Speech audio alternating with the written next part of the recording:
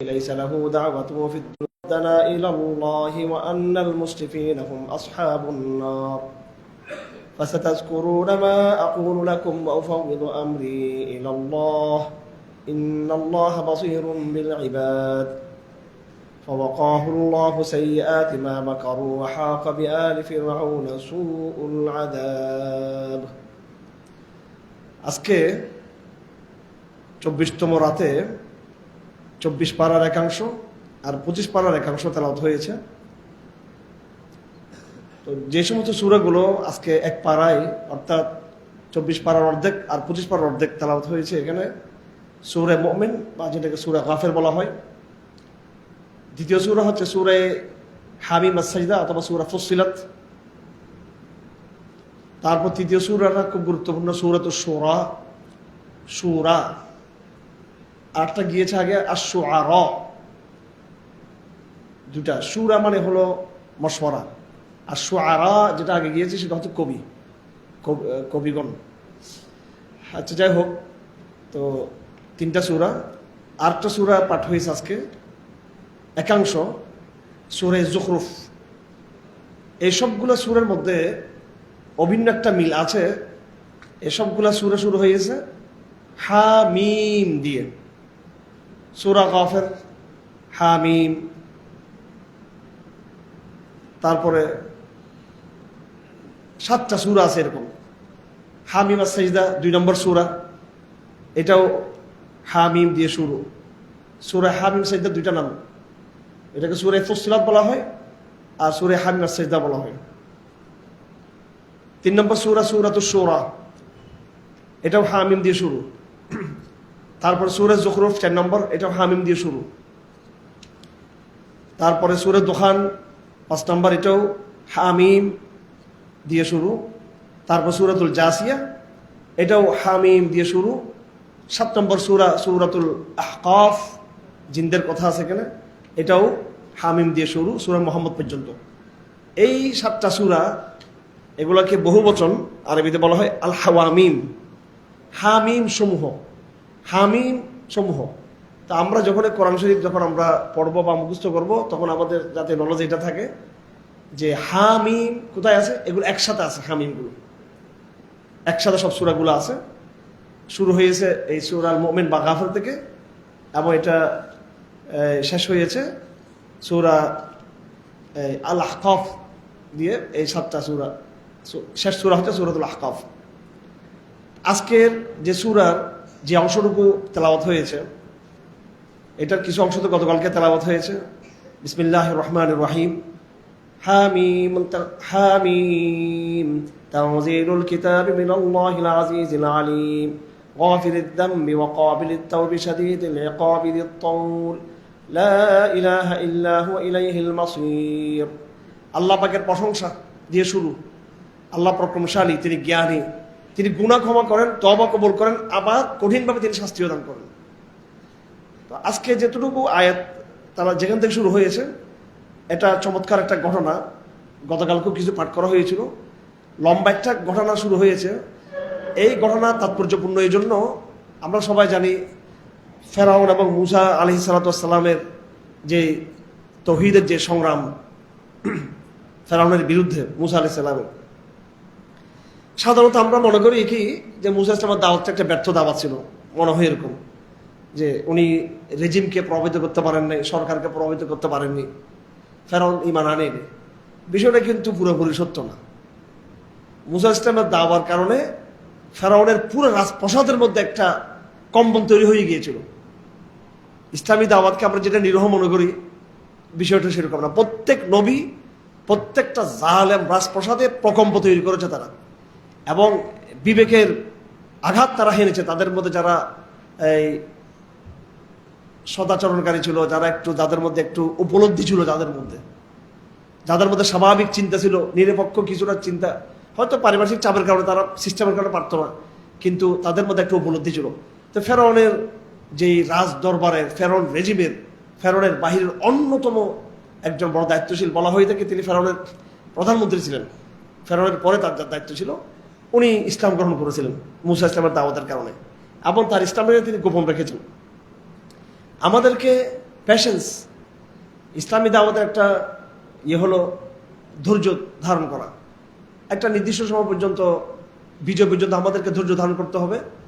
এখানে আমরা হয়তো মনে করি যে আমাদের দাওয়াত ফলপ্রসূ হচ্ছে না, আমাদের দাওয়াত গ্রাহ্য হচ্ছে না, কিন্তু আমরা জানি না আমাদের অজান্তেই কিন্তু আমাদের তৌহিদের দাওয়াত, কোরআনের দাওয়াত ঘরে ঘরে পৌঁছে যাচ্ছে, এবং এলিট শ্রেণীর একদম সুপ্রিম লিডারশিপের বিভিন্ন বড় বড় জায়গায় কিন্তু দাওয়াত পৌঁছে যাচ্ছে। তুমি ইমান আহু, আল্লাহ বলছেন তারা তাদের ইমানটাকে, তাদের বিশ্বাসটাকে, তৌহিদের চেতনাটাকে তারা হয়তো গোপন রেখেছেন। এটাই সূরা মুমিনের খুব গুরুত্বপূর্ণ ঘটনা, এবং এই জন্য সূরার নাম হয়েছে আল মুমিন। অবশ্যই এটাকে সূরা গাফির বলা হয়। গাফির হচ্ছে আল্লাহ পাকের নাম। দুইভাবে এই সূরাকে স্মরণ করা হয়ে থাকে। ওয়াকাল রাজুলুম মুমিনুম মিন আলি ফিরআউন ইয়াকতুমু ঈমানাহু আতাকতুলুনা রাজুলান আন ইয়াকুলা রাব্বি আল্লাহ। ফেরাউনের রাজপ্রাসাদের, ফেরাউনের মন্ত্রী পরিষদের গুরুত্বপূর্ণ এই ব্যক্তি মিন আলি ফিরআউন, যে ফেরাউনের বংশধর হতে পারে বা ফেরাউন রেজিমের যে দায়িত্বশীল, তিনি দাঁড়িয়ে প্রতিবাদ করলেন যে তোমরা মূসাকে যে হত্যার চক্রান্ত করতেছো, এটার সাথে আমরা কিনা একমত না।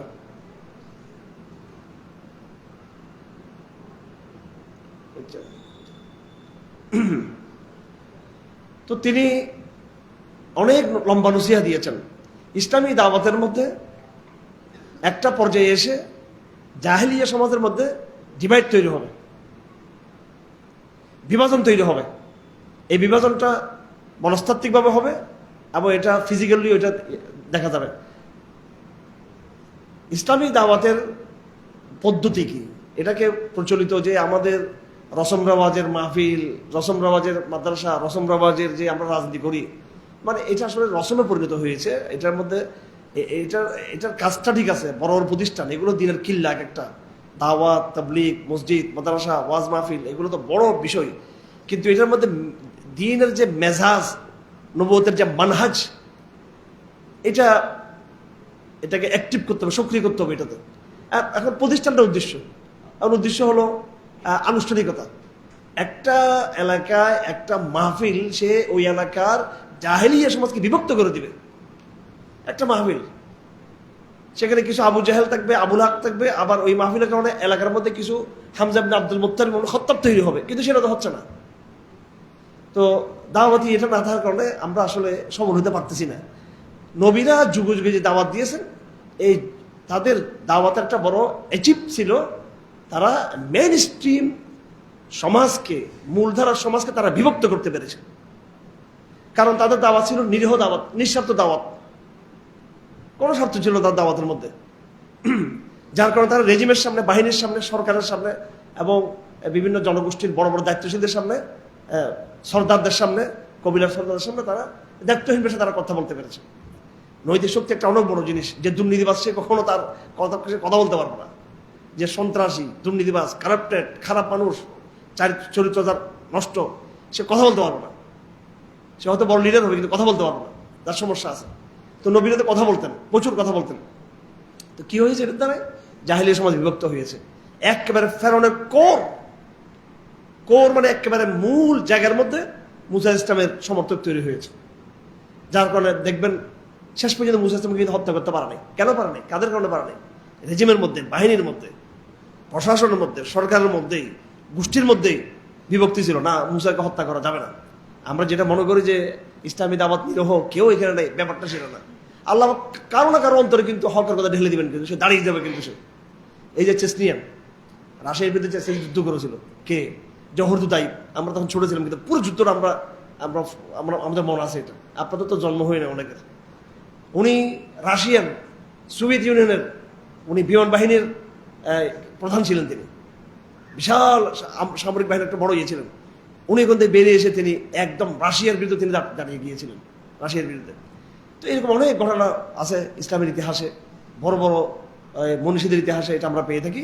তো এই ঘটনা আমাদের ইসলামী দাওয়াতের জন্য একটা বড় শিক্ষা, যে ফেরাউনকে একদম আল্লাহ পাক অবাধ্যতার, রাজনৈতিক অবাধ্যতার, পলিটিক্যাল জাহেলিয়ার, পলিটিক্যাল তাগুত পন্থার আইকনিক ব্যক্তি ইতিহাসে।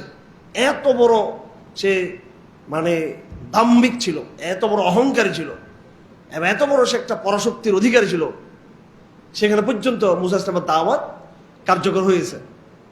এবং ফেরাউনের মূল জায়গার মধ্যে সে দাওয়াত প্রভাব তৈরি করতে পেরেছে।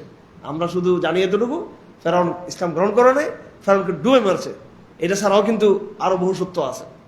হ্যাঁ, মুসা ইসলামের ফেরাউন যেখানে গণহত্যা করতেছিল মানুষদেরকে, মুসা ইসলামকে তো নিমিষে সে মেরে ফেলতে পারত, নিমিষে মেরে ফেলতে পারত, কিন্তু সেটা কিন্তু পারে নাই, কারণ তার ঘরের মধ্যে কি ছিল? ইসলামের সন্তান ছিল। এই জন্য আমার ভাইয়েরা, এলিট শ্রেণীর ঘরে ঘরে দিনের দায় তৈরি করতে হবে।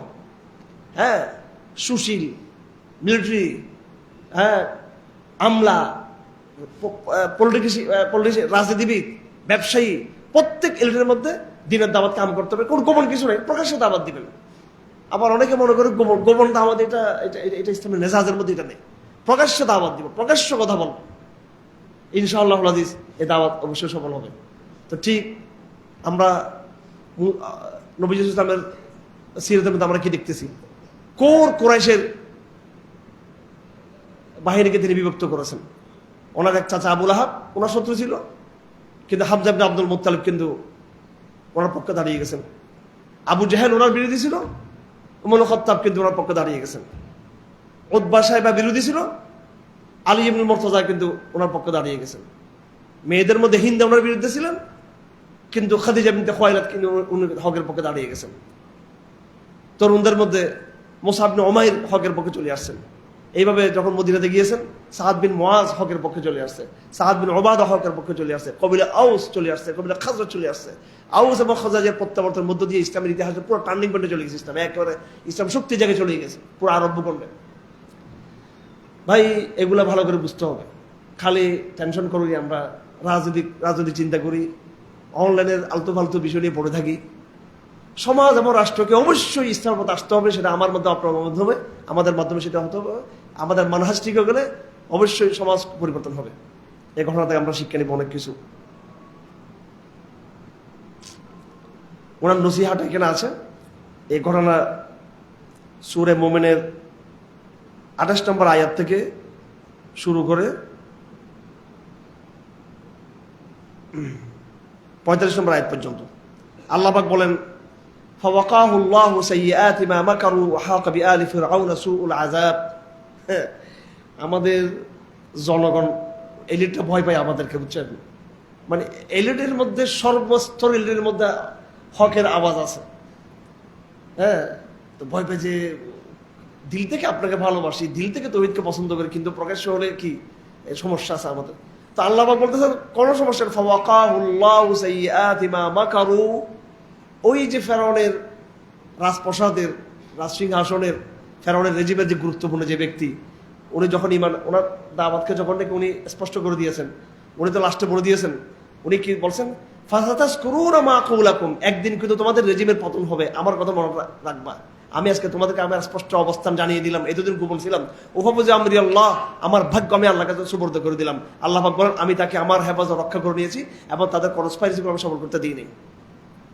যারা ভয় পান আমলাদের ভিতর থেকে, হ্যাঁ, সচিবদের মধ্যে থেকে, ব্যবসায়ীদের মধ্যে থেকে, রাজনীতিবিদদের মধ্যে থেকে, বাহিনীর মধ্যে থেকে ভয় পান যে জানাজানি হলে সমস্যা আছে, আমরা যে তৌহিদ চর্চা করি।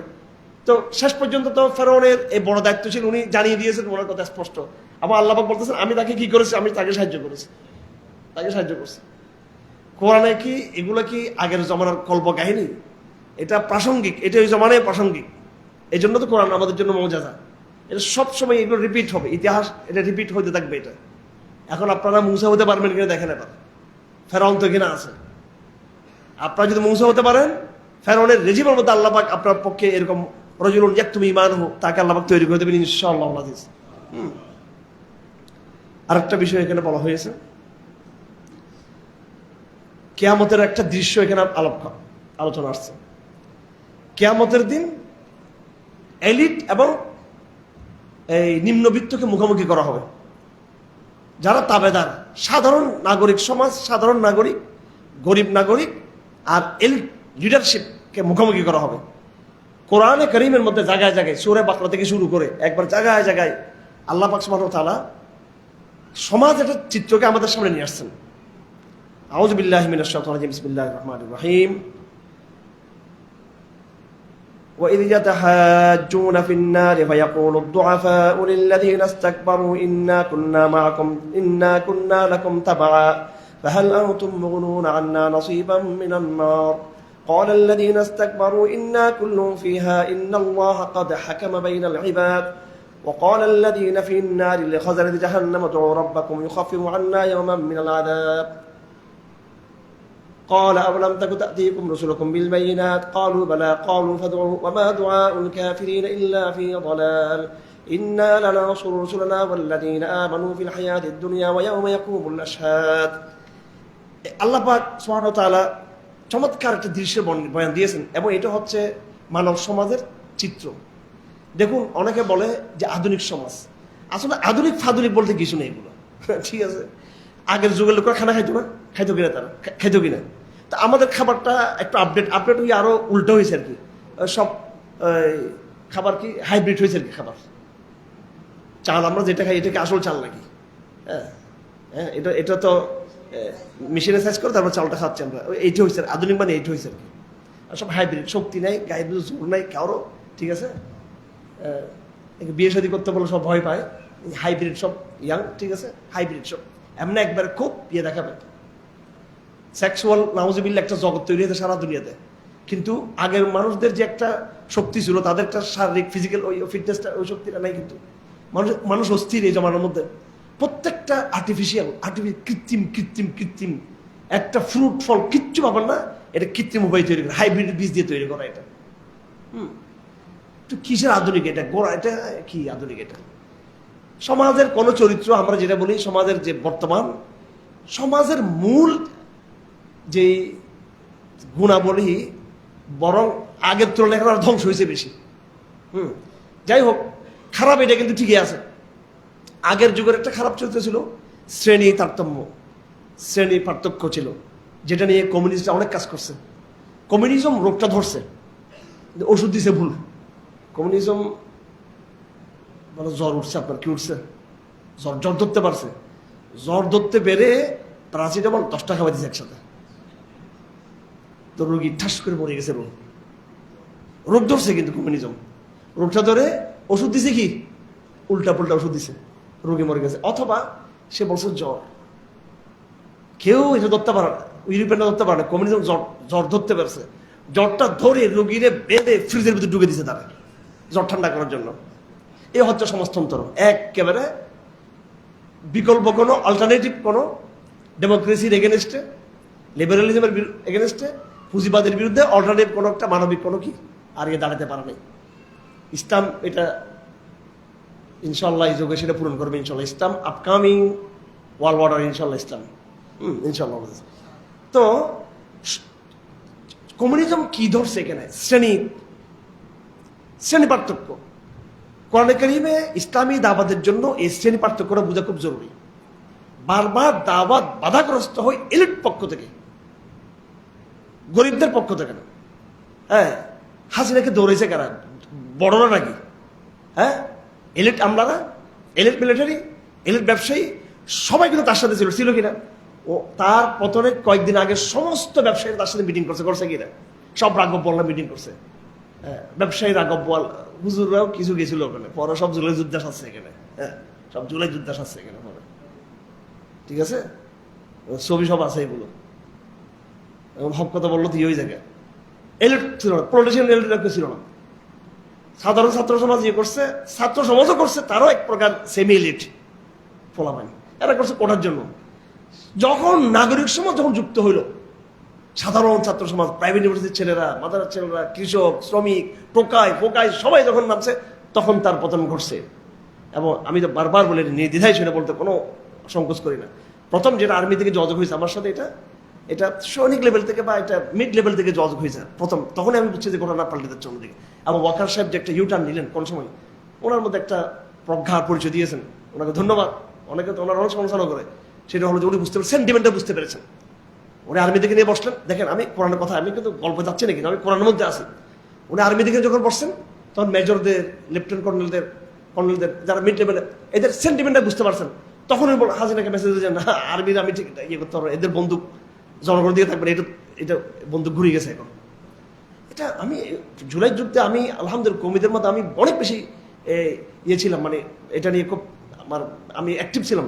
পুরো বিষয়টা আমার চোখের সামনে এবং আমি সবচেয়ে বড় আমি বুঝতে পারছি, বিষয়টা ধরতে পারছি আমি কি হতে যাচ্ছে। হ্যাঁ, যাই হোক, দেখুন এখানে প্রত্যেকটা তাগুত পন্থাকে, প্রত্যেকটা জুলুম পন্থাকে, নাইনসাফিকে, অবাধ্যতাকে, প্রত্যেকটা স্বৈরতন্ত্র ফ্যাসিজমকে টিকে রাখে এলিটরা। কারা টিকে রাখে? এলিটরা টিকে রাখে। ঠিক আছে, আল্লাহ পাক আমাদের বর্তমান যিনি প্রধানমন্ত্রী, উনি এখন খুব মিশতেছেন মানুষের সাথে। পোশাক আশাক জিয়াউর রহমান মতো যদি হয়ে থাকে তাহলে তো বেটার।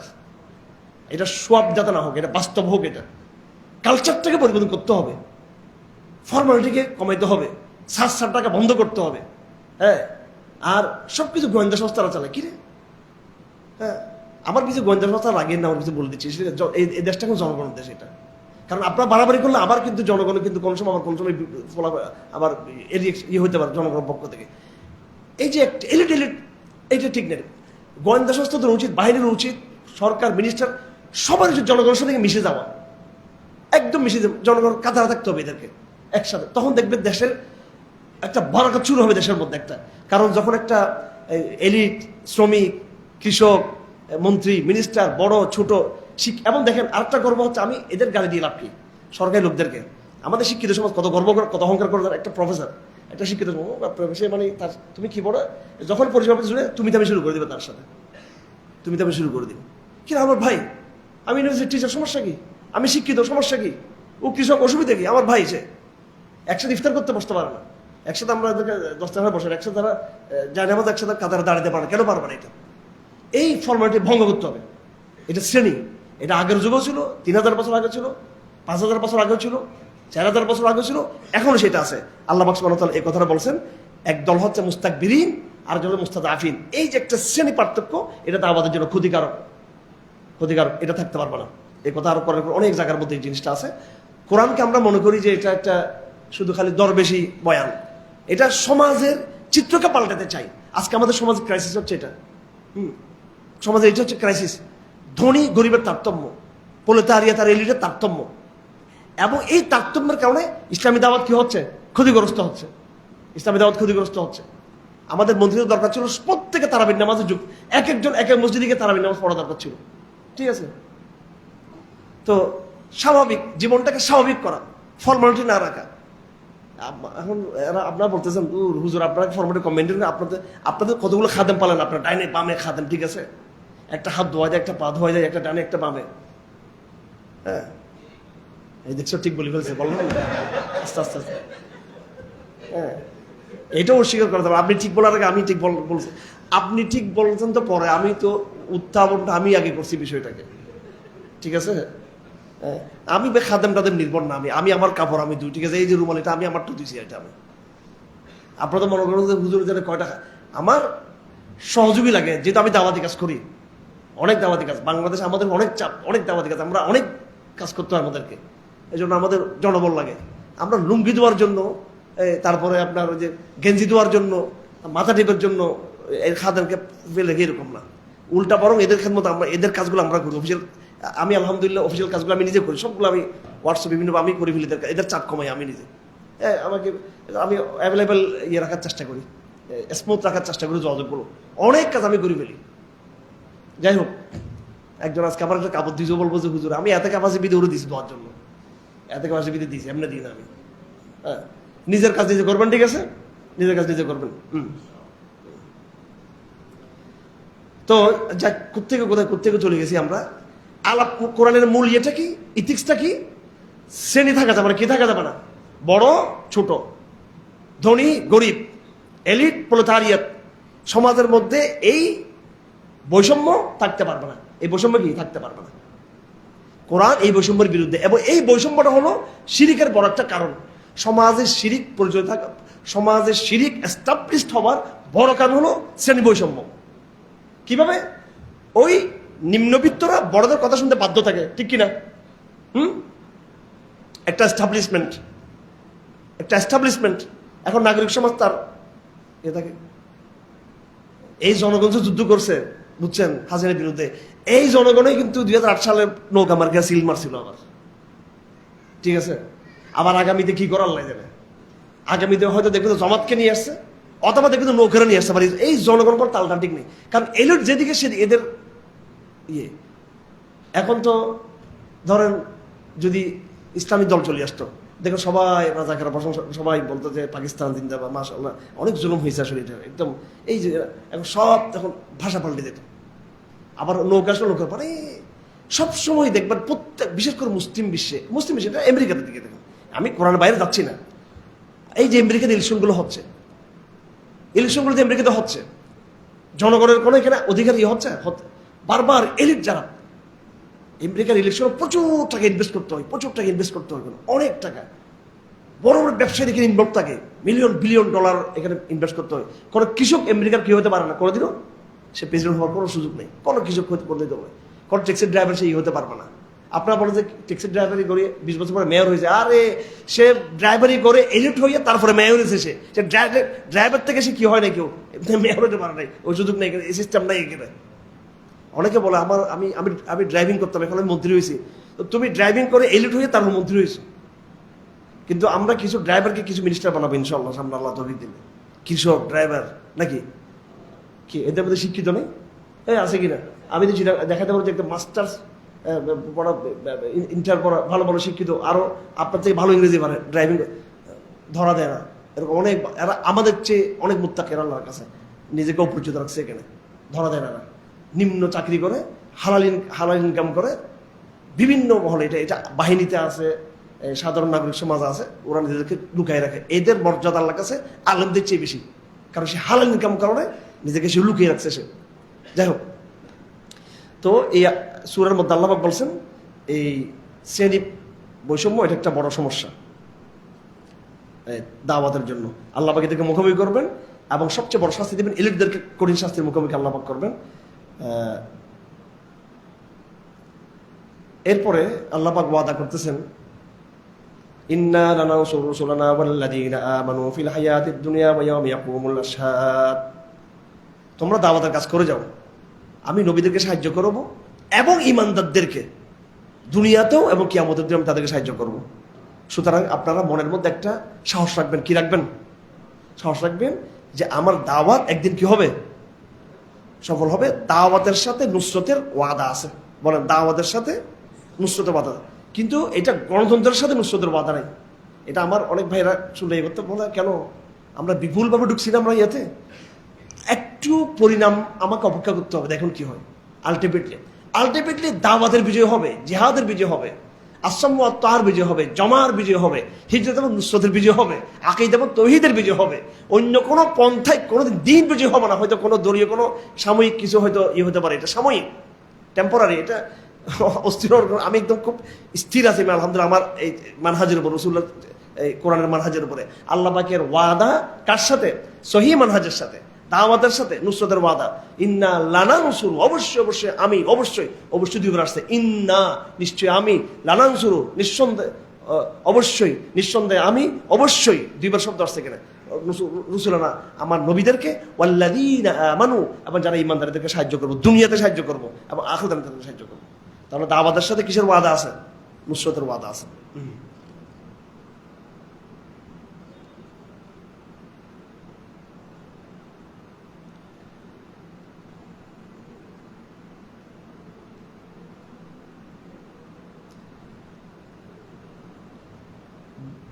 আল্লাহ পাক তার নবীকে মোটিভেশন করেছেন, এখানে সবর করতে বলছেন, শয়তান থেকে পানা চাইতে বলেছেন, হ্যাঁ।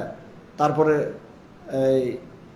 এবং বলেছেন যে তুমি বলে দাও যে আমি তো নিজের জন্য কিছু করতে আসিনি, তুমি বলে দাও যে আমাকে শিরিক করতে মানা করা হয়েছে, আমাকে যেটা আদেশ দেওয়া হয়েছে আমি তোমাদেরকে সেটা বলছি, আমি কোনো তোমাদের উপরে এখানে লিডারশিপের প্রভাব বিস্তার করার জন্য আমি এখানে আসিনি।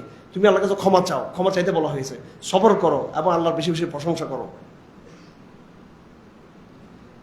তাহলে একজন দায়ের গুণাবলী হলো সবর করা, ইস্তিগফার করা, ওয়াস্তাগফির লিযামবিক।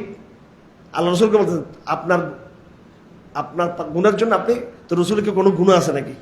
কিন্তু আল্লাহর কাছে আল্লাহ নবীকে তো নিজের বান্দা মনে করে ক্ষমা চাও। তা একজন দায়ীর দাওয়াতের সফলতার জন্য নিয়মিত তাকে কি করতে হবে? ইস্তিগফার করতে হবে। আমরা সবাই দায়ী, আমাদের সবসময় কি থাকতে হবে? ইস্তিগফার থাকতে হবে। যুগে যুগে বহু নবীদের আগমন ঘটেছে, কোরআনে কারীমে সব নবীদের কথা নাই। আল্লাহ পাক বলেন কিছু নবীদের কাহিনী আমি কোরআনে বলেছি, আর অনেক নবীদের কাহিনী আমি কোরআনে আমি বলি নাই। এরপর আমরা চলে যাচ্ছি সূরা ফুসসিলাত। সূরা ফুসসিলাত খুব গুরুত্বপূর্ণ একটা আয়াত। এই সূরা ফুসসিলাতের একটা বড় ব্যাপার হলো ইস্তিকামত। ইস্তিকামত ইস্তিকামত শব্দটা দুইবার আসছে এখানে। বিসমিল্লাহির রহমানির রহিম। কুল ইন্নামা আনা বাশারুম মিসলুকুম ইউহা ইলাইয়া আন্নামা ইলাহুকুম ইলাহু ওয়াহিদ। 24 নম্বর পারা, 24 নম্বর পারা সূরা ফুসসিলাত। আপনি বলে দিন যে আমি তোমাদের মতো একজন মানুষ, পার্থক্য এতটুকু আমার কাছে ওহী আসে, এবং আমাদের রব একজন। ফাস্তাকিমু ইলাইহি, আল্লাহর তাওহীদের পথে ইস্তিকামত থাকতে হবে। ইস্তিকামত বলা হয় আল কিয়ামু আলা ওয়াজহিল ইনতিসাব। আরবিতে এটার সংজ্ঞা হলো আল কিয়াম আলা ওয়াজহিল ইনতিসাব, একদম সোজা দাঁড়িয়ে থাকে, ডানো না বামও না, আল্লাহর পথে এইভাবে ইস্তিকামত দৃঢ়তা থাকতে হবে। ওয়াস্তাগফিরু, এবং ক্ষমা চাইতে হবে। ইস্তিকামতের একটা আয়াত আমরা এখানে জানি, সেটা হলো ইন্নাল্লাযীনা ক্বালু রাব্বুনাল্লাহ সুম্মা ইসতাকামু তাতানাজ্জালু আলাইহিমুল মালাঈকাতু আল্লা তাখাফু ওয়া লা তাহজানু ওয়া আবশিরু বিল জান্নাতি আল্লাতী কুনতুম তুআদুন। এটা তো আমরা জানি। নিশ্চয় যারা বলেছেন রব্বুনাল্লাহ, আমাদের রব আল্লাহ, সুম্মা ইসতাকামু, তারপর তারা হকের ইস্তিকামত ছিল। ইস্তিকামত কিন্তু একটা হচ্ছে হেদায়েত, এখানে হেদায়েতের কথা বলে নেই, ইস্তিকামতের কথা বলছে। অনেকে হেদায়েত পায়, হেদায়েত পাওয়ার পরও সে পথভ্রষ্ট হয়ে যায়। হযরত সুফিয়ান হাদিস, তিনি বলেছেন ইয়া রাসূলুল্লাহ কুল্লি কালিমা লা আসআলু আনহা বা'দাক, আমাকে সংক্ষিপ্ত একটা নসিহত করেন, আপনার পরে আমি কেউকে যেন এটা জিজ্ঞেস করতে না হয় আমাকে আর।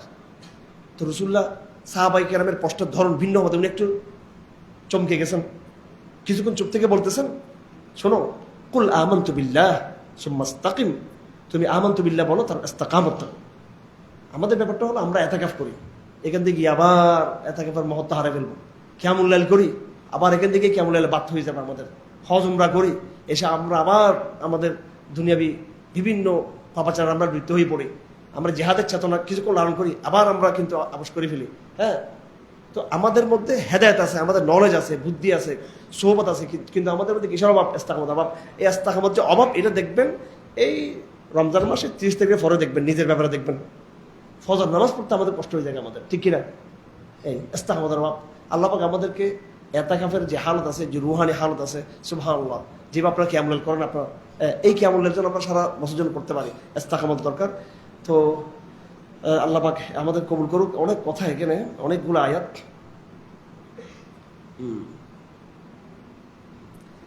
প্রত্যেকটা মানুষের সাথে শয়তান লাগা আছে। ওয়াকাইয়াদনা লাহুম কুরানা ফাযায়্যানু লাহুম মা বাইনাহুম ওয়া খালফাহুম। তো সাহাবায়ে কেরাম বলছে আপনার সাথে কি শয়তান আছে? সাহাবায়ে কেরাম বলে হ্যাঁ, আমার সাথে শয়তান আছে, তবে আমার শয়তানটা ইসলাম গ্রহণ করছে। রাসূলুল্লাহ সাল্লাল্লাহু আলাইহি ওয়াসাল্লাম বলছেন শয়তানে কি করে আপনাকে এই সুশোভিত করে তুলে, কিছু ভুল কাজকে সে ভালো করে দেখাবে আপনাকে, ভুল কাজকে। এটা শয়তানের চক্রান্ত। হ্যাঁ, এটা করলে ভালো হবে, এটা করলে ভালো হবে, কখনো হিকমতের নামে, কখনো ফায়দার নামে, কখনো স্বার্থপ্রদানের বিভিন্ন হবে। তো আমরা প্রতিনিয়ত আমরা শয়তানের সুবোধের মধ্যে আছি। আমরা শয়তান আমরা আক্রান্ত, এটা খুব খেয়াল থাকতে হবে। তো এই জন্য আমাদেরকে এই ইস্তিগফারের বিষয়টা এখানে খুব দরকার।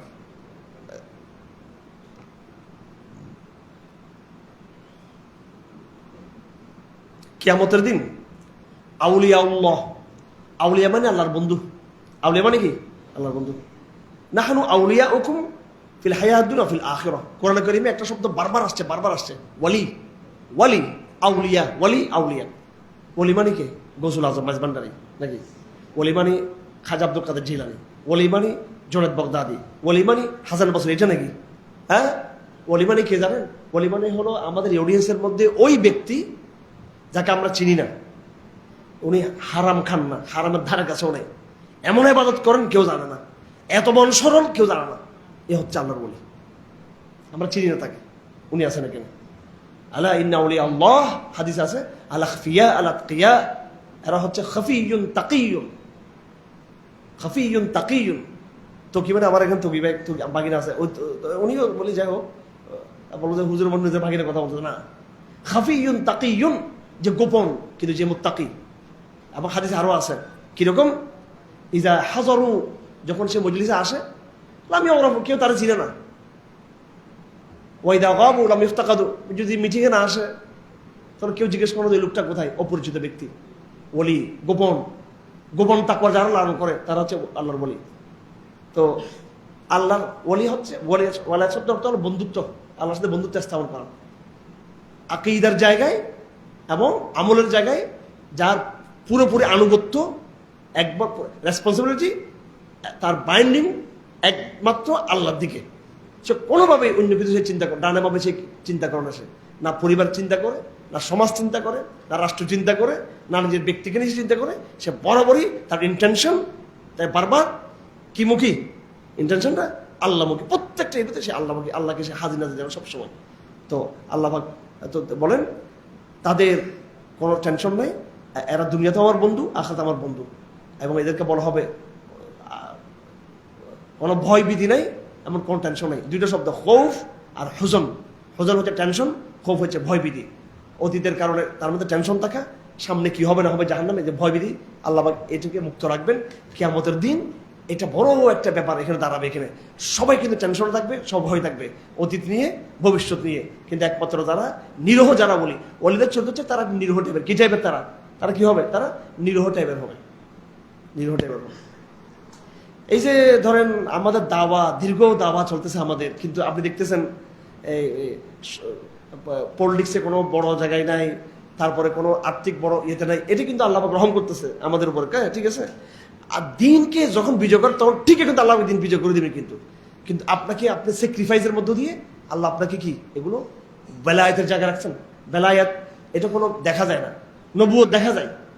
এই আমাদের এই মসজিদে আনোয়ার শাহ কাশ্মীর রহমতুল্লাহ আলের সন্তান আমজাদ শাহ কাশ্মীর রহমতুল্লাহ এখানে আসছিলেন। এই মসজিদে এই মেম্বর, আমি যেখানে বসবাস করতেছি, ইনি এখানে বসবাস করছে না আমাদেরকে, আর অনেক বছর আগে আনোয়ার শাহ কাশ্মীরি রহমতুল্লাহ আলাই। হ্যাঁ, তো ওনার সন্তান, আমি রেফারেন্স দিচ্ছি আপনাদেরকে।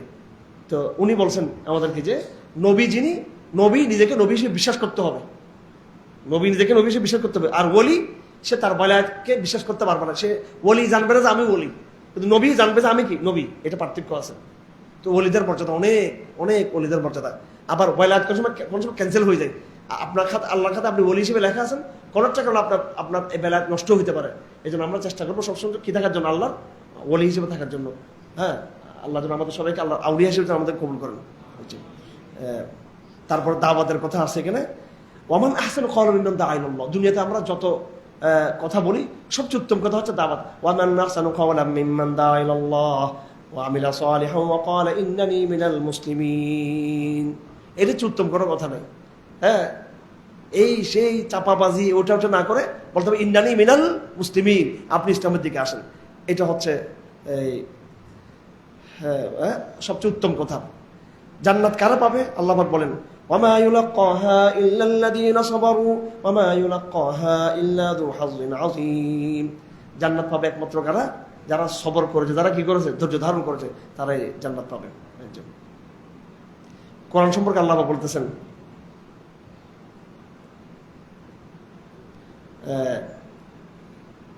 ইন্নাল্লাযীনা কাফারু বিয-যিকরি লাম্মা জাআহুম ওয়া ইন্নাহু লাকিতাবুন আযীজ ওয়া ইন্নাহু লাকিতাবুন আযীজ। কোরআন হচ্ছে একটা প্রক্রমশালী মহান আল্লাহ পাকের একটা প্রজ্ঞম একটা কিতাব, সম্মানিত মর্যাদাবান একটা কিতাব। লা ইয়াতিহিল বাতিল মিন বাইনি ইয়াদাইহি ওয়ালা মিন খালফিহি তানযীলুম মিন হাকীমিন হামিদ। কোরআনের সামনে পিছন দিকে কোনো বাতিল কোনো কিছু এখানে থাকবে না। প্রত্যেকটা কবি, সাহিত্যিক, বুদ্ধিজীবীর কথা মধ্যে বাতিল থাকে, কোরআনের মধ্যে কোনো বাতিল নেই। মা ইউকালু লাকা ইল্লা মা কাদ কিলা লিররুসুলি মিন ক্বাবলিক ইন্না রাব্বাকা লাযু মাগফিরাতিন ওয়া যু ইকাবিন আলীম ওয়ালাউ জাআলনাহু কুরআনান আ'জামিয়্যান লাকালু লাউলা ফুসিলাত আয়াতুহু আ'জামিয়্যুন ওয়া আরাবী কুল হুয়া লিল্লাযীনা আমানু হুদান ওয়া শিফাa'un ওয়াল্লাযীনা লা ইউমিনুনা ফী আযানিহিম ওয়াকরুন ওয়া হুয়া আলাইহিম আমা উলাইকা ইউনাদাউনা মিন মাকানিন বাঈদ। কোরআন যারা ঈমানদার তাদের জন্য শেফা, হেদায়েত। আর যারা ঈমান নেই তারা কোরআন শুননা, তাদের কানের ভিতরে কি দেওয়া আছে? হ্যাঁ, তাদের কানের ভিতরে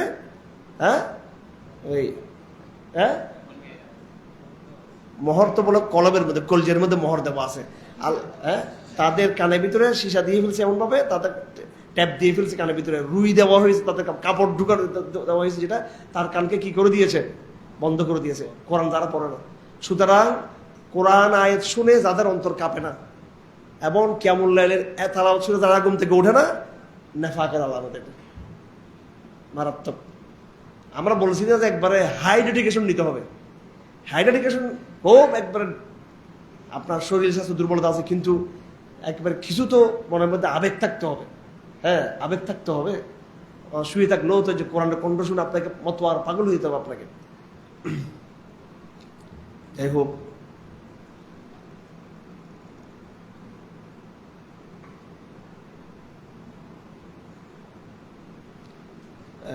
কয়েকটা কথা কোরআন আগেও গিয়েছে, আবার আসছে এখানে। মানুষ সুখের সময় আল্লাহকে স্মরণ করে, দুঃখের সময় আল্লাহকে কি বলে থাকে, লা ইয়াসআমুল ইনসানু মিন দুআইল খায়র ওয়া ইমাসসাহু শাররু ফায়াউসুন কানুত।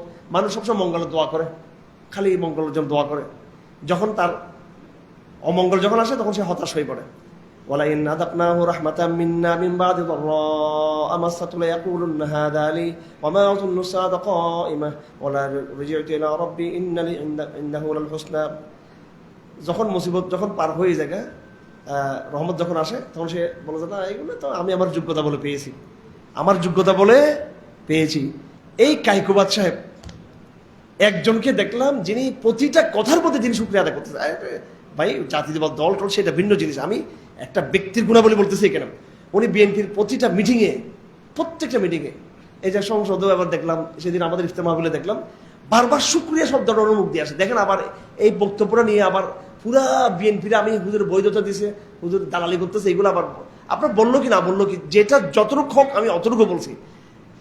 এমন অডিয়েন্সে দাঁড়িয়ে আল্লাহ শুকর গুজরে আদায় করা, দেখবেন এটা কিন্তু ভুলে যাবে। কিন্তু এরা কত মাইলের পরে, কত আঘাতের পরে, কত জুলুমের পরে, কত নিষ্ঠুরতার পরে, কত আক্রমণের পরে, হ্যাঁ, এই আল্লাহ পাক সুবহানাহু ওয়া তাআলা, তোমরা ক্ষমতার স্বাদ পেয়েছো, কিন্তু যেইভাবে আল্লাহ শুকরিয়া আদায় করার দরকার সেটা হচ্ছে। এটা তো বিশেষ করে বিগত সরকার আমলে এই শুকরিয়ার নামগন্ধ শুনি নেই আমরা। তো যাই হোক, তো আল্লাহ পাক এগুলো বলতেছেন আর কি, যে আমি তো ঠিক আছে মানুষকে মুক্তি দেওয়ার পরে যখন একটু করে তাদেরকে আমি মজা যখন দিই, হ্যাঁ, কষ্টের পরে, তখন সে আরামে গিয়ে বলে এটা তো আমাদের প্রাপ্ত ছিল, এটা তো আমাদের তো এটা ছিল, এটা আমাদের, হ্যাঁ, এই বস আল্লাহকে ভুলে যায় তখন। এটা খুব খেয়াল রাখতে হবে। বৈজ্ঞানের একটা বিরাট আলাপ আছে এখানে, বিজ্ঞানের বড় আলাপ। আয়াত নম্বর 53, সানুরিহিম আয়াতিনা ফিল আফাকি ওয়া ফি আনফুসিহিম হাত্তা ইয়াতাবায়্যানা লাহুম আন্নাহুল হক আওয়ালাম ইয়াকফি বিরাব্বিকা আন্নাহু আলা কুল্লি শাইইন শাহীদ। আমি জেলখানায় কি কি যা লিখছি এখানে নোট করছি এখানে, এখন চোখের পাওয়ার কমে গেছে, নিজের লেখায় নিজে বুঝতেছি না কি লিখছি আমি। মৌলিক আয়াত, বৈজ্ঞানিক,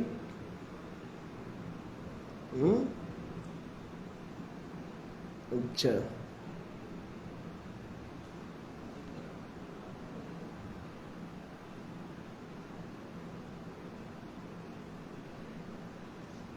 যাই হোক, এখানে আল্লাহ পাক এটা বৈজ্ঞানিক একটা আলাপ। সানুরিহিম আয়াতিনা ফিল আফাক ওয়া ফি আনফুসিহিম। আল্লাহ পাকের নিদর্শন কয়টা? আল্লাহ যে আছে, আল্লাহ অস্তিত্বের পক্ষে প্রমাণ কয়টা? দুটো। কয়টা বলেন? নিদর্শনাবলী কয় প্রকার? দুটো। দলিল দুই প্রকার। ফার্সি আরবি কবিতাতে আছেন, ফাজা আজাবান কাইফা ইউনাল ইলাহু আম কাইফা ইয়াজহাদুহুল জাহিদু ওয়ালিল্লাহি ফি কুল্লি তাহরিকাতিন ওয়া ফি কুল্লি তাসকিনাতিন শাহিদু ফাফি কুল্লি শাইইন লাহু আয়াতুন তাদুল্লু আলা আন্নাহুল ওয়াহিদু। এই আলামতগুলো দুটো। একটা হচ্ছে আয়াতে আনফুসি, আমার নিজের মধ্যে। মানুষ যদি নিজেকে চিন্তা করে, নিজের বডিকে যদি চিন্তা করে, নিজের শরীরকে, এটার মধ্যে আলামত অনেক কিছু। ইমাম গাজ্জালী রাহমাতুল্লাহ আলাইহি বিরাট সুন্দর চমৎকার শেয়ার আছে এটার উপরে। মানুষ নিজেকে আবিষ্কার করতে পারে না, সে আল্লাহকে কিভাবে আবিষ্কার করবে? মানুষ কত রহস্যজনক, কত জটিল সৃষ্টি, মানুষ কত দ্বান্দ্বিক ফাংশন মানুষের মধ্যে, কত ডাইলেকটিক ফাংশন মানুষের ভিতরে। তো মানুষ নিজেকে যে চিন্তা করতে পারে আল্লাহকে চেনার জন্য। আর একটা হলো আফাক, দিগন্ত নিয়ে চিন্তা করা, মহাকাশ, মহাকাল, হ্যাঁ, এতে এগুলো করা, হ্যাঁ, নিদর্শন করে দেখা। দুটো। আল্লাহ অস্তিত্বের পক্ষে, হ্যাঁ, কয়টা প্রমাণ? দুটো। একটা হচ্ছে সত্তাগত মানুষের, হ্যাঁ, যেটা মানুষের সৃষ্টিতাত্ত্বিক সম্পর্ক আর একটা হচ্ছে কি জাগতিক এবং কি মানবিক, দুটাই। এগুলো আমার বেশ কিছু আছে এটা নিয়ে। আরও বৈজ্ঞানিক কিছু বিশ্লেষণ ইনশাআল্লাহ আল্লাহ পাক সময় দিলে এগুলো করবো। আমরা আবার চলে যাচ্ছি একদম মোটামুটি 25 পারার খুব গুরুত্বপূর্ণ সূরা। এই সূরার মধ্যে সূরাতুশ শুরা, সূরা ওই হামিম দিয়ে এটা শুরু হয়েছে। আসমানের কথা দিয়ে শুরু।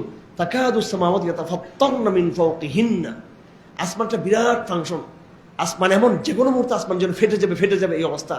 আল্লাহর হুকুমে কি হয়েছে, এগুলো স্থির হয়ে আছে। কেমন যেভাবে আমাদের পৃথিবীর চতুর্দিকে এত গ্রহগুলো আছে, হ্যাঁ, এগুলো যদি দুম ত্রাক্কা এখান থেকে যদি ফাত্তর ইটপাটটা ফরা শুরু, পৃথিবীর একটা খণ্ড পড়লো তো শেষ হয়ে যাবে পৃথিবী, খুঁজে পাওয়া যাবে না। তাকাদুস সামাওয়াতু ইয়াতাফাত্তারনা মিন ফাওকিহিন্না, তোমাদের মাথার উপর দিয়ে গ্রহগুলো ভেঙে পড়ার মতো অবস্থা। এগুলো কি আল্লাহ কেন আসমানের কথা বলছেন? সামাওয়াত কোরআনে বৈজ্ঞানিক একটা দেখেন, বৈজ্ঞানিক সত্যতার প্রমাণ কোরআন শরীফে আল্লাহ পাক যখন বলছে সামাওয়াত, এটা বহুবচন, সামাওয়াত মহাকাশ আসমান সমূহ। আর আর্থ জমিনকে বলছে আরদুন এক বচন। তার মানে উপরের আকাশের তুলনায় জমিনের যে এটা কি, এটা ছোট্ট। এটা জমিনকে বলছে এটা আরদুন, আসমানকে বলছে মহাকাশ সমূহ, আসমান সমূহ। আউলিয়া শব্দ বারবার রিপিট হয়েছে এখানে। আউলিয়া যারা ইমানদার তারা আল্লাহকে ছাড়া কাউকে কি আউলিয়া হিসেবে তারা গ্রহণ করবে না। তারা গুরুত্বপূর্ণ একটা আয়াত, খুব ভালো করে শুনবেন। এটা আমি নির্ধারিত সময়ে শেষ করবো ইনশাআল্লাহ। শারআ লাকুম মিনাদ দীন মা ওয়াসসা বিহি নূহা ওয়াল্লাযী আওহাইনা ইলাইকা ওয়া মা ওয়াসসাইনা বিহি ইব্রাহিম ওয়া মূসা ওয়া ঈসা আন আকিমুদ দীন। শারআ লাকুম মিনাদ দীন মা ওয়াসসা বিহি নূহা ওয়াল্লাযী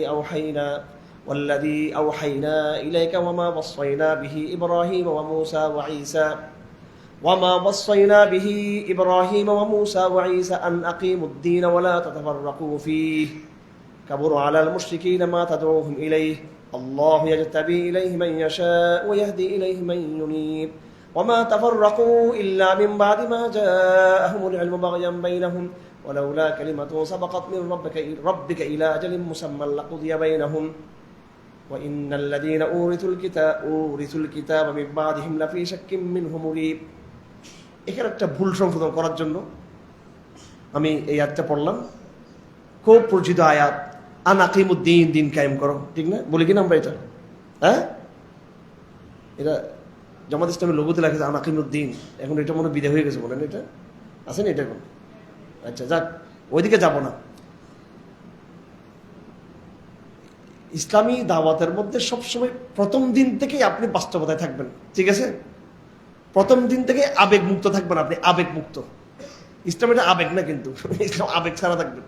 তখন আপনাকে কি করতে হবে না, অবস্থান ত্যাগ করতে হবে না, আবেগ মুক্ত থাকবেন। বাট আপনি একদম আকীদার ক্ষেত্রে আপনি শক্ত থাকবেন, কিন্তু আপনি বেশি উচ্চ বিলাসিতা যেটা, এটা যেন না থাকে, কারণ পর আপনি লজ্জিত হবেন। মজবুতি এক জিনিস আর আবেগের বহিঃপ্রকাশ ভিন্ন জিনিস। যাই হোক, এই আয়াতটাকে অনেকে মনে করে রাষ্ট্র কায়েম করার জন্য মনে হয় আকিমুদ্দিন বলছে। এটা কিন্তু রাষ্ট্র কায়েমের ক্ষেত্রে নয়। আমরা দুটো আয়াতের মধ্যে মিসরিডিং, আমাদের মিসকনসেপশন আছে এখানে। একটা হলো ওয়াতাসিমু বিহাবলিল্লাহি জামিআন ওয়া লা তাফাররাকু, এটা আমরা সবসময় বলি মুসলমানদের মধ্যে ঐক্য করার জন্য। ভাই ঐক্য সম্পর্কে কিছু বলো, ওয়াতাসিমু বিহাবলিল্লাহি জামিআন ওয়া লা তাফাররাকু, সবাই মিলে জুলে চলেন, হাত ধরে ধরে চলেন সবাই, ওয়াতাসিমু বিহাবলিল্লাহ। তারপরে দিন কায়েমের জন্য আন আকিমুদ্দিন, দিন কায়েম করা বলছে। এখানে যে ওয়াতাসিমু বিহাবলিল্লাহ, এটা কোনো এই গতানুগতিক ঐক্যের ব্যাপারে বলা নেই। এখানে আয়াতটা হচ্ছে ইন্টার রিলিজন, আন্তধর্মীয় আলাপের মধ্যে ইসলামের বৈশিষ্ট্য, যে খ্রিস্টান এবং ইহুদিবাদের এই বক্রতাকে বাদ দিয়ে ওয়াতাসিমু বিহাবলিল্লাহ জামিআন ওয়া লা তাফাররাকু, তারা ভাগ ভাগ হয়ে গেছে। তাওরাত, ইনজিল, খ্রিস্টানরা কোরআন মানে না, আবার এদিকে ইয়ে মানে না, তারা কি তাওরাত মানে না, ওদের ইনজিল তারা মানে। আবার ইহুদিরা কোরআনও মানে না, আবার কি ইনজিলও মানে না, শুধু তাদের তাওরাতটা মানে। আমরা একমাত্র মুসলমানরা অসাম্প্রদায়িক, আমরা কোনো ভাগ করি নেই। আমরা এক, ওয়াতাসিমু বিহাবলিল্লাহ, আল্লাহর রজ্জুকে ধরেছি। আমাদের হাজার হাজার হাজার বছর আগের পরিচয় ছিল ইসলাম। আমরা মিল্লাতে ইব্রাহিমের আছি। আমরা কোরআনকে যেমন আল্লাহর কিতাব মনে করি, তাওরাতকে মনে করি, জবুরকে মনে করি, ইনজিলকে মনে করি। এটা হচ্ছে ইত্তেহাদ, ঐক্য মানে এখানে আকীদার ঐক্য, যেটা অর্থাৎ ইসলামের যেই তাওহীদের যে দাওয়াত, ওইটাকে বলা হয়েছে এখানে। ঠিক তদ্রুপ এখানে আনাকিমুদ্দিন, দিন কায়েম করা মানে অর্থাৎ যথাযথভাবে ইসলামটাকে বুঝো, ধারণ করো, ভাগ করা যাবে না। আমি কোরআন মানলাম, তৌরাত মানলাম না, তৌরাত মানলাম, ইনজিল মানলাম না, ইনজিল মানলাম, ওটা মানলাম না, লা তাতাফাররাকু, এটাকে ডিবেট করা যাবে না। এটা কেন বলছে? এটা আকীদার বয়ান। ওয়াতাসিমু বিহাবলিল্লাহ, আকীদার বয়ান। আনাকিমুদ্দিন, এটা আকীদার বয়ান। এটা রাজনীতির কথা না। হ্যাঁ, রাজনীতির কথা কতক্ষণকে গিয়েছে। ইয়া দাউদ ইন্না জাআলনাকা খলিফা ফিল আরদ ফাহকুম ফাহকুম বিআনজালাল্লাহ।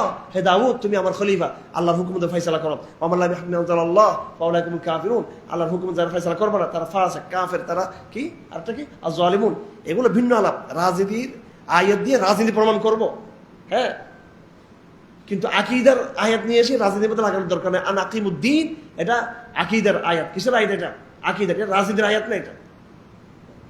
এটা রাজনীতিটা আরো গভীর। জানি না আমি আপনাদেরকে বুঝতে পারছি কিনা বিষয়টা। কোরআন যেটা যেখানে ওখানে ওইভাবে ইয়ে করতে হবে। আমি ঢাকাতে একটা প্রতিযোগিতা গেছিলাম, আমার ছেলেদের প্রতিষ্ঠান আছে তো, ইসলামী রাষ্ট্রের পক্ষে বিপক্ষে প্রতিযোগিতা আর কি, মানে বিতর্ক।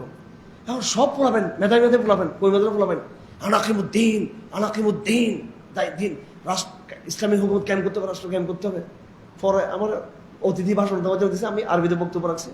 আমরা যে আনাকিমুদ্দিন هذا استشهاد غير واضح ولا تتعلق هذا بالسياسة. الآية يرتبط بالعقيدة قبل أن تكون هذا مرتبطة بالسياسة. এই আয়াতটা হচ্ছে আকীদার সাথে সম্পর্ক। নাম إذا أنتم تريدون الاستشهاد بالآيات القرآنية فهناك قول الله تبارك وتعالى يا أيها الذين آمنوا أطيعوا الله وأطيعوا الرسول وأولي الأمر منكم وقول الله عز وجل يا داود إنا جعلنا خليفة وقول الله تعالى ومن لا يحكم ما أنزل الله. এগুলো দিয়ে তোমরা রাজনীতি প্রমাণ করবা। আকীদার আয়াতকে কোথায় আনার দরকার নেই, রাজনীতি আনার দরকার নেই। আনাকিমুদ্দিন, এটা আকীদার আয়াত। যাই হোক, আল্লাহ পাক সুবহানাহু ওয়া তাআলা আমাদের তৌফিক দান করুন। আরেকটা ভেজাল আছে মারাত্মক, সেটা কি? আল্লাহ পাক ইমানদারদের এখানে প্রশংসা করতেছে। সূরাতুশ শুরা, সূরা কি? সূরাতুশ শুরা। ইমানদাররা কারা? ইমানদারদের পরিচয় আল্লাহ পাক দিচ্ছেন। লিল্লাযীনা আমানু ওয়া আলা রাব্বিহিম ইয়াতাওয়াক্কালুন। যারা ইমানদার, হ্যাঁ, এরা আখিরাত পাবে। ওরা কারা? যারা ঈমান এনেছে এবং আল্লাহর উপর ভরসা করে।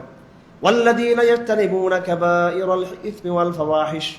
যারা কবিরা গুনাহ থেকে বাঁচে, অশ্লীলতা থেকে বাঁচে। ওয়া ইযা গাযিবু হুম ইয়াগফিরুন। রাগ উঠলে ক্ষমা করে দেয়। রাগ উঠলে কি করে? ক্ষমা করে দেয়। আমাদের রাগটা উঠলে একটু আমরা রিয়াকশন করি, কিন্তু আবার ক্ষমা করে দিই। ভাই, রাগকে বেশিক্ষণ ধরে রাখবেন না, ঠিক আছে? রাগ কি করবেন না, ধরে রাগ আসলে বউর সাথে রাগ করছেন ক্ষমা করে দিবেন, মায়ের সাথে করছেন ক্ষমা করে দিবেন, বাবার সাথে করছেন ক্ষমা করে দিবেন, ভাইয়ের সাথে করছেন ক্ষমা করে দিবেন। একজন ইমানদার দেখি হাত তুলে বলেন দেখি যে এই কোন একটা বন্ধুর সাথে সম্পর্ক ছিন্ন করে আছেন প্রায় 3-4-5 মাস ধরে, একটু তওবা করে দিব। আছে কেউ এরকম? কোন বন্ধুর সাথে, আপন লোকের সাথে সম্পর্ক ছিন্ন করে রাখছেন রাগের কারণে? কেউ আছে না এখানে এরকম? হ্যাঁ, হাতটা তুললে একটু সিস্টেমটা শিখিয়ে দিতাম আর কি, কিভাবে কি করতে হবে। আছেন না আপনি? ঠিক আছে, আপনি আমার সাথে দেখা করবেন, ঠিক আছে?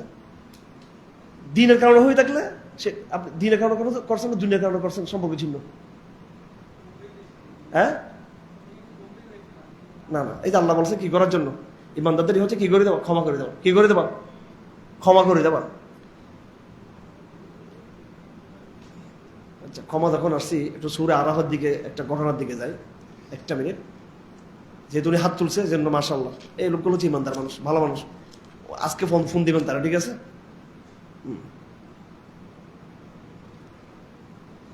হযরত আবু বকর ওমরের মধ্যে মাঝে মাঝে ঝগড়া লাগতো, জানেন এটা? লাগতো কিনা? লাগে। ও মারে বলো সুবহানাল্লাহ। এরপরে যে সুবহানাল্লাহ, এদের মধ্যে মায়া ভালোবাসা, আবার কি বুঝে তারা ক্ষমা চাই ফেলতো একজন থেকে একজন। হযরত ওমরের একটা ঘটনা আছে, হযরত ওমরের একটা ঘটনা আছে। আমি রাবির নামটা ভুলে গেছি। এত মনে রাখা যায়? এতগুলো রাবি, এত বর্ণনাকারী। আচ্ছা, হ্যাঁ, আপনার বিরক্ত হচ্ছেন মনে না? আচ্ছা,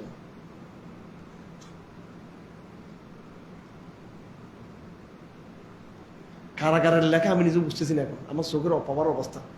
আমি বুখারী সাহেবের রেফারেন্স দিয়ে লিখছি এখানে।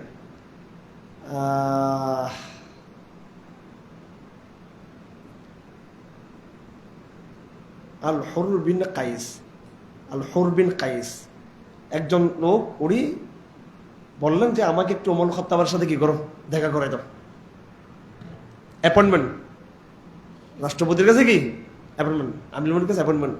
তো কষ্ট মষ্ট করে অ্যাপয়েন্টমেন্টটা নিয়ে দিছে তাকে। তো অ্যাপয়েন্টমেন্ট দিলে তো স্বাভাবিক, বহুদিন পর অ্যাপয়েন্টমেন্ট পাইছে, এখন তো তার সারটার ডাকে হুজুর আমিনুল সম্মান করবে। উনি অ্যাপয়েন্টমেন্টটা নিছে আমিনুলকে গালি দেওয়ার জন্য। কি করার জন্য? ওনার কিছু নসিহত, উল্টা পাল্টা কথা বলার জন্য। তো গিয়ে ওনারা গালাগালি শুরু করছে আমিনুল, এই কিসের আমিনুল আপনি? ও অ্যাপয়েন্টমেন্টটা নিছে সেই জন্য উনি। তোমার তো মানুষ, ঠিক আছে, চমকে কিরে ও বেয়াদবি শুরু করছে আমার সাথে, ফলাইটা দিকে একবার কম গর্জন শুরু হতো তোমার, ওর পিটাবে এই অবস্থা। কিরে তুই তোর রাষ্ট্রীয় কাজের মধ্যে ডিস্টার্ব, আমি আমার কাজে ব্যস্ত, তুই এতে ফরাসি উল্টা উল্টা নসিহানা দিয়ে আমার সাথে কি শুরু করছিস? এগুলো লম্বা কাহিনী আমি লিখছি এখানে, হাত এটা বোখারি শরীফে আছে। এটা যিনি অ্যাপয়েন্টমেন্টটা নিয়ে দিয়েছিলেন বেচারা বিপদে পড়ে গেছে এখন। কিরা কি করলো, কি শুরু করছে এখানে? কিছু লাগে নাই, শুধু ওই ভদ্র একটা আয়াত পড়ছে শুধু রাগ থামানোর জন্য হতমরকে। বলছে খুযিল আফওয়া ওয়া'মুর বিল উরফ ওয়া'রিদ আনিল জাহিলিন। খুযিল আফওয়া, আপনি ক্ষমাকে ধারণ করুন। ওয়া'মুর বিল উরফি, সৎ কাজের আদেশ দিন। ওয়া'রিদ আনিল জাহিলিন, যারা মূর্খ তাদেরকে অ্যাভয়েড করুন। একটা মূর্খ একটা করতে একটা পুরো নিয়ে আসছে আমি, একটা মূর্খ ওরে একটা অ্যাভয়েড করুন এটাকে। বলতেছে সেকেন্ডের মধ্যে ওমর কি হয়ে গেছেন, পাল্টে গেছেন, চুপ হয়ে গেছেন। তখন বুখারীতে লেখা আছে ওয়াকানা ওয়াক্কাফান ইনদা কিতাবিল্লাহ, ওমর হলো আল্লাহর কিতাবের সামনে থমকে দাঁড়াতেন। হতো ওমর প্রচন্ড রাগ আর গুসা হতো ওমর, কোনো একটা অভিযানে আছেন বা কোনো রাগারি করতেছেন বা কেউ ব্যত্রাঘাত করতেছেন, কোনো শাসন চালাচ্ছেন, কেউ যদি একটা ছোট আয়াত পড়ে দিয়েছে সাথে সাথে ওমর স্তব্ধ হয়ে শিশুর মতো হয়ে গেছে তিনি। ওয়াকানা ওয়াক্কাফান ইনদা কিতাবিল্লাহ, হতো ওমর এটা বলা হতো। তো যাই হোক, ক্ষমা করা এটা হচ্ছে কি ইমানদারদের বৈশিষ্ট্য। তা আল্লাহ পাক এখানে মোমেনদের এই কথা নিয়ে আসছেন যে ভেজালটার জন্য আমি এই একটা পড়তেছি, এটা এখন বলতেছি কি বল, সব তো ঠিক আছে, তাওয়াক্কুল করবো, গুনাহ কবিরা গুনাহ থেকে বাঁচবো, রাগ করলে ক্ষমা করবো। ওয়াল্লাযীনা ইসতাজাবু লিরাব্বিহিম, আল্লাহর ডাকে সাড়া দিব। ওয়া আকামুস সালাহ, নামাজ কায়েম করবো। ওয়া আমরুহুম শুরা বাইনাহুম, এবং তাদের কাজ হবে গণতন্ত্রের মাধ্যমে। শুরা কি? গণতন্ত্রকে কি বলা হয়? শুরাই নিজাম, পার্লামেন্ট। এটা কি পার্লামেন্ট? এটা শুরা। ইসলামী পার্লামেন্টে কি ওয়াকআউট আছে নাকি? ইসলামী শুরার মধ্যে একদল সরকারি দল। আমি একদম একদম অরাজনৈতিক জায়গা থেকে তার নসিহত হিসেবে বলতেছি। আবার আপনার এগুলো নিয়ে আবার উস্কানি দিবেন না কিন্তু, ঠিক আছে? কোনো উস্কানি দেওয়ার দরকার নেই। তো প্রচলিত গণতান্ত্রিক সিস্টেমের পার্লামেন্টকে শুরা বলা যাবে? ইসলামী শুরা বলা যাবে? এটাকে বলা যাবে? ইসলামী শুরার মধ্যে আমির থাকবে, কি থাকবে? উনি মশওয়ারা করবেন, আমির শুরার মতামত শুনবেন, মানতে কিন্তু তিনি বাধ্য না। তো শুরার কথা এখানে আছে। আমরা চাই আমাদের মুসলিম সমাজে শুরাই নিজাম তৈরি হোক। এই অঞ্চলের মুসলমানরা ওই দিনে মুক্তি পাবেন যেদিন আমাদের জামাত তৈরি হবে, যেদিন আমাদের আমির থাকবে, আমাদের নিজস্ব কি থাকবে, অল্টারনেটিভ কি থাকবে, শুরা থাকবে। কোরআনকে কোরআন দ্বারা বুঝতে হবে। হক এটাই, যতদিন বাস্তবায়ন হোক ততদিন এটা বলে যাবো, বলতে মরে যাবো। হ্যাঁ, কিছু দেখার দরকার নেই। ইনশাআল্লাহ কবরে গিয়ে কোনো প্রজন্ম বলে দিবে যে আপনার দারাসের কথাগুলো বাস্তবায়িত হয়েছে, এটা শুনবো আমরা। কবর গিয়েও শুনবো ইনশাআল্লাহ, কবরের আগে শুনবো ইনশাআল্লাহ। ইনশাআল্লাহ ওয়ামরুহুম শুরা বাইনাহুম, ওয়ামরুহুম শুরা বাইনাহুম। তারপর তারা কি করে? তাহলে শুরা দিকে আমরা কি গণতন্ত্রকে প্রমাণ করবো? হ্যাঁ, না। তারপর ইমানদারদের আটটা পরিচয় হলো। আর কি গুণা বলি? তারা ইনফাক করে, তারা দান করে। এবার আরেকটা বিষয় যেটা জানার দরকার, সংঘাতের মধ্যে অ্যাকশন কতটুকু নিব আমি, অ্যাকশন রিঅ্যাকশন, ব্যবস্থা পাল্টা ব্যবস্থা। আওয়ামী লীগ জুলুম করেছে, আমরাও আওয়ামী লীগের কিছু লোককে আমরা মামলা দিছি, এরাও কিন্তু হাটাদারিতে বা ভিন্ন জায়গায় অনেকগুলো তো পলাই গেছে। কেন অনেকে আবার হাত পা ধরে কোনো মতো আবার তবা করে ক্ষমা পাইছে। এগুলো আবার মনে করতে বিএনপি ক্ষমতা আসছে, মনে করতেছে ওরা হয়তো আবার একটু এগুলো সুযোগ ওইভাবে নাই। ইনশাআল্লাহ আজিজ, সুযোগ একটাই, আমি যত অফিসাররা যারা আমাদেরকে জুলুম করেছিল, যারা আমাদেরকে সরি বলছেন, আমি বলছি সরি বলার দরকার নেই, বিষয়টা সেটা না। আপনি আল কোরআন দার্সে চলে আসেন, আপনাকে মাপ, তৌহিদের পথে আসেন, মাপ। আমার বিষয়টা হচ্ছে আমি আসলে ইসলামের অ্যাঙ্গেল থেকে দেখি সবকিছু, এটা কোনো পলিটিক্যাল অ্যাঙ্গেল থেকে দেখি না। কিন্তু তারপরও যে রাজনৈতিক সংঘাতগুলো, এখানে একদল আছে কি আমাদের একবার জিরোটল আছে, কারোর ক্ষমা নেই আওয়ামী লীগের, আরেক দল আছে তলে তলে ঘুষ খাইকে সবার ক্ষমা করে দেব। যখন কোনো সংঘাত লাগবে, ঝগড়া লাগবে, প্রতিশোধ থেকে কতটুক নেবেন, ক্রিয়া প্রতিক্রিয়া কতটুক হবে, এটা নিয়ে কোরআন শরীফে বিস্তারিত আলোচনা আছে। ইমানদারদের পরিচয়ের মধ্যে এই সব আচরণের মধ্যে একটা আছে, ওয়াল্লাযীনা ইযা আসাবাহুম বাগয়ুন হুম ইয়ানতাসিরুন, যখন তাদের উপর জুলুম করা হবে তখন তারা একটা পাল্টা গিরি বেটে প্রতিশোধ নিতে পারবে। এটা ওয়া জাযাউ সাইয়্যাতুন সাইয়্যাতুন মিসলুহা, কেউ তোমার প্রতি জুলুম করে সমপরিমাণ তুমি তার কি করো, প্রতিকার তুমি করতে পারবা। ফামান আফা ওয়া আসলাহা ফাজরু আলাল্লাহ, আর যদি তুমি ক্ষমা করে দাও, কি করে দাও, ক্ষমা করে দাও, তাহলে আল্লাহ পাক তোমাকে কি করবেন, আজর দিবেন। এই আল্লাহর উপর এটার আজর আছে। ইন্নাহু লা ইউহিব্বুয যালিমিন, আল্লাহ পাক জালিমদেরকে পছন্দ করেন না। ওয়ালা মান ইনতাসারা বা'দা যুলমিহি ফাউলাইকা মা আলাইহিম মিন সাবিল, হ্যাঁ, জুলুমের কারণে কেউ যদি প্রতিশোধ নিয়ে থাকে তার সেটা রুখসত আছে, কি আছে, এটা অধিকার আছে। যেহেতু তোমাকে জুলুম করেছে, গুম করেছে, মেরেছে, তোমাকে আঘাত করেছে, তুমিও তাকে পাল্টা ব্যবস্থা করে তার কি আইনগত হোক, বিভিন্ন সামাজিকভাবে এটা তুমি প্রতিশোধ দিতে পারবা, শাস্তি প্রয়োগ করতে পারবা। হ্যাঁ, ঠিক আছে।